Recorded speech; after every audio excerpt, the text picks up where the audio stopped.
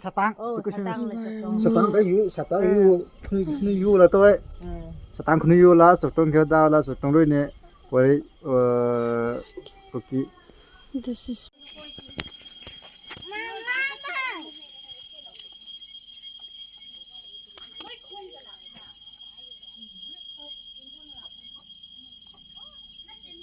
Mam sisi kogi Burma ga India taina phamne ko masisi ko adoga sigi khunjina sina koi maring khunne kambang khunau ni ko ado ada makhada jingkha ngo bakra ubasina sigi sina koi maring khungi soktonga aduga lamlong sisini ko ma'am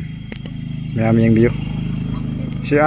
makhada laibasina Burma boundary ni ko khangdaba mi singsina yengbiyo yam nungsi lamse Burma gi si ko Burma ne si ma'am se ai su si yorurabna sigi singsi lalaga sigi singdon sigi singdon atumba si lalaga ai su sida su chalure sidana mangsa ko adudagi mangsa da na sigi manung sidagi more phawone ba more dagi moigi lambi straight ne ai changure sigi mangsada chalure yorure aisu ko ngisigi nati hanagi wari ne samnu sebne da turen su laibane turen digi nga si phara Burma nupi singni kokta puraga yon made ba ma'am nuksida aina sida lere aina ma'am se lere si kamang khunau ne ma'am se somdegi na se se lere koigi kenogi ma'am se somdana Tingnopal degi na sil leibi somdagi jing karakter ubisina sil leibi sakadani more fawdane ko ma'am aina lere se ojik se Burma boundary ni okay ma'am hayeng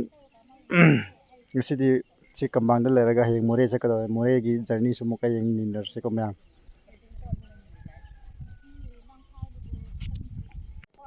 si center lere kambang center ko si lere ma'am si lere si center ni aduga somda sakib sina kena tagadamne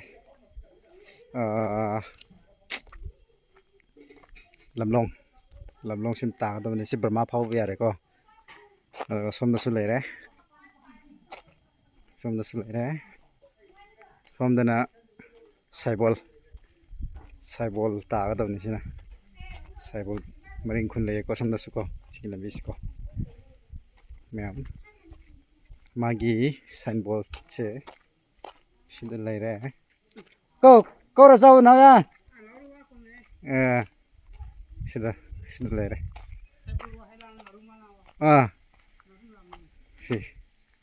si lere jongkhul aro narum saichin siren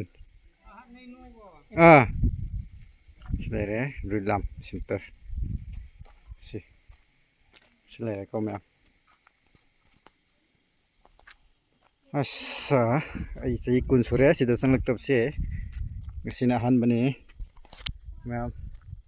ngasina han bani ko aina chai kun manung da sang se ngasina han bo re ma'am lambi sungai si Burma boundary ngakani ko si ko Burma boundary ngakani ma'am hojik se lapoi si yale farm dagi ko sila po hawgrabal po ni ko ma'am musigidi loijare hayeng moi sapai na hayeng di blog mulai re ko musigidi sigi blog tawjara ke hazara ke ma'am indira